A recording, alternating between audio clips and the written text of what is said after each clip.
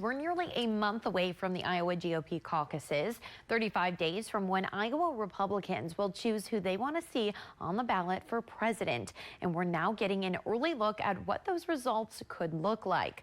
Now, a new Des Moines Register Iowa poll shows Donald Trump with a massive lead, getting 51% support. Ron DeSantis sees small gains at 19%, and Nikki Haley is at 16%, unmoved from an October Iowa poll. Now, Iowa's News Now State House reporter Skylar Talal takes a look at what can change between now and January. As the GOP presidential field is shrinking ahead of the caucuses, it only seems to boost the former president's support.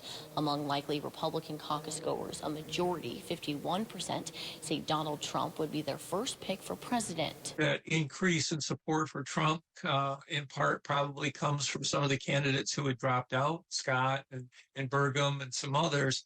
And so maybe Trump got some of their votes, but also in terms of people starting to make up their mind. The coveted endorsements from Governor Kim Reynolds and Bob Vander Plaats helps Ron DeSantis see a slight bump, jumping from 16% to 19%, barely moving him to second place.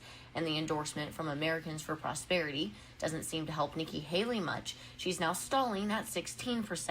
It's going to be very difficult, I think, at this point for any of the challengers to beat Trump.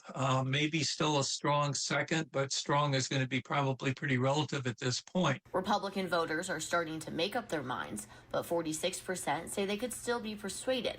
However, only 30% among those whose first choice is the former president said they could jump ship.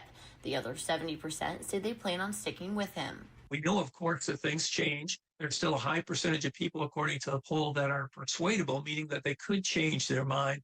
But that number is shrinking as we get closer to the caucuses. We do see some movement, especially even right up until the caucuses, but that's a big gap to overcome. While history has shown anything can happen come caucus night, we're a little more than a month away from January 15th, and non-Trump candidates aren't seeing much momentum.